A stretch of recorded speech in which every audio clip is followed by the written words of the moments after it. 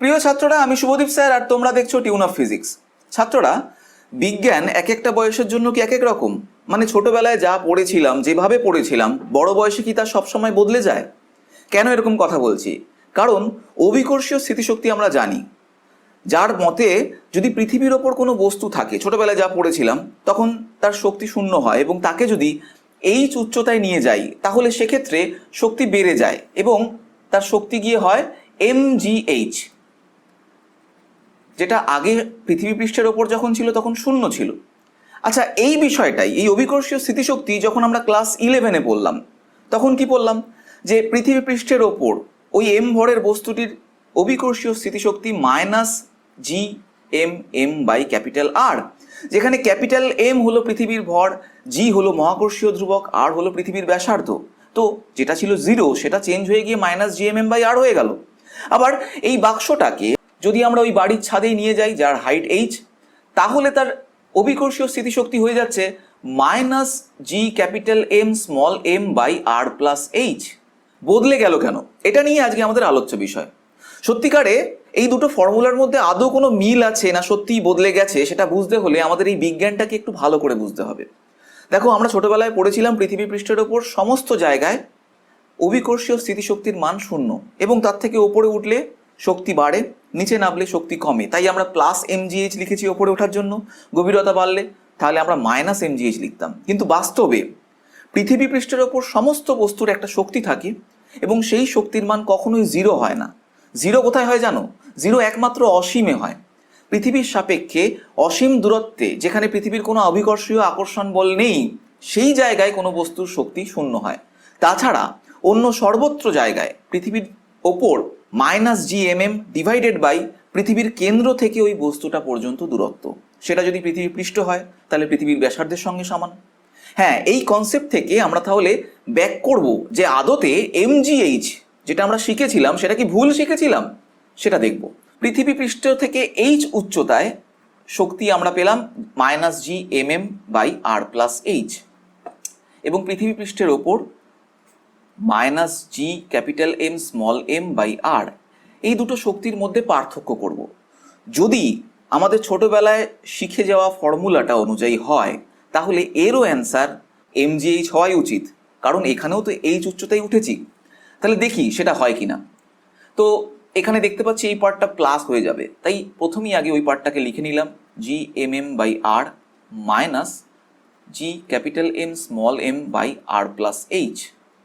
এবার বিয়োগ করার জন্য দেখতে পাচ্ছি যে কমন থাকছে একটা পার্ট, সেটাকে বাইরে নিয়ে যাচ্ছি এবং বিয়োগ করছি 1/r -1/r+h এর মধ্যে।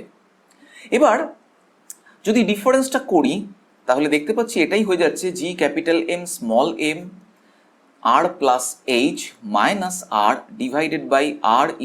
-r/r+h, এবং এখানে r গুলো কেটে বাদ চলে যাওয়ার জন্য ফাইনালি তাহলে ফর্মুলাটা হলো GM/m/h/r+h।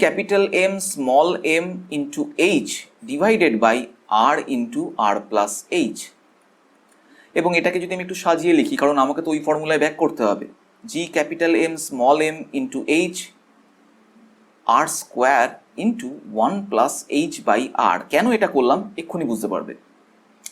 দেখো, যদি এই h উচ্চতাটা, বাড়ির হাইটটা পৃথিবীর ব্যাসার্ধর তুলনায় অত্যন্ত কম হয়, হ্যাঁ, এই কন্ডিশনটা হলে তবে গিয়ে কিন্তু ওই ছোটবেলায় শেখা ফর্মুলাটায় আমরা ব্যাক করতে পারবো, না হলে পারবো না।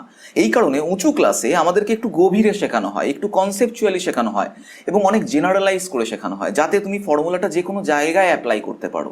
ছোটবেলার ওই ফর্মুলা কিন্তু যে কোনো জায়গায় অ্যাপ্লাই করতে পারতে না। দেখো, এই ফর্মুলাটার ক্ষেত্রে তুমি যদি এইচটা খুব ক্ষুদ্র করে দাও, H is much less than আর যদি হয়, তাহলে h/r এটা অত্যন্ত ক্ষুদ্র হবে, টেন্স টু 0 হবে, এবং তখন 1+h/r এটাই কেবলমাত্র 1-এ গিয়ে পৌঁছাবে। তাহলে ফর্মুলাটা কি হলো? GM/m/h/r² × 1টা লিখলাম না। এখন আমরা মহাকর্ষীয় সূত্র আমরা জানি, সেই অনুযায়ী F = GM/m/r² হয়, যেখানে m হচ্ছে বস্তুর ভর এবং M পৃথিবীর ভর। তাহলে ওই m বস্তুটার ত্বরণ আমরা যদি g বলি, অভিকর্ষজীয় ত্বরণ, তাহলে mg is equals to G capital M small M by R square, এবং এখান থেকে আমরা বলতে পারি যেহেতু স্মল এম দুপাশেই আছে বলে কেটে যাচ্ছে, তাহলে G capital R square equals to capital G into capital M, এটা এখানে বসাতে পারি। তাহলে এটাই হয়ে যাচ্ছে কি G capital R square M into H divided by R square, এবং এই আর স্কোয়ার কেটে গিয়ে ফর্মুলাটা যেটা হলো সেটা একটু দেখো। আমাদের ছোটবেলায় শেখা ফর্মুলা আমরা পেয়ে যাচ্ছি mgh।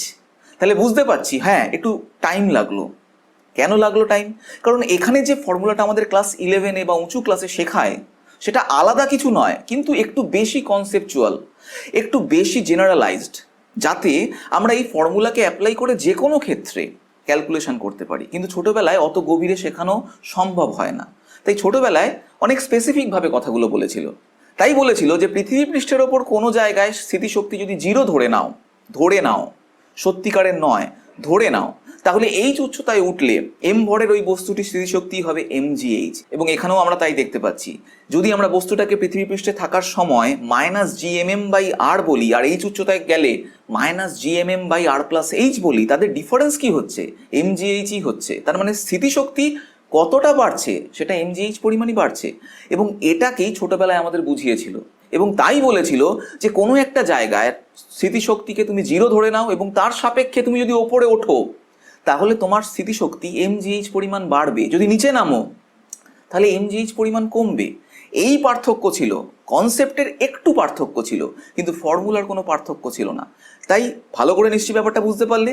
ভিডিওটা কেমন লাগলো? যদি ভালো লাগে অবশ্যই টিউনা ফিজিক্সকে লাইক করো, শেয়ার করো, এবং এরকম ভিডিও আরও পেতে অবশ্যই টিউনা ফিজিক্সকে সাবস্ক্রাইব করো। আজকের মতন এখানেই শেষ, নেক্সট ভিডিওতে আবার দেখা হচ্ছে তোমাদের সঙ্গে। টাটা।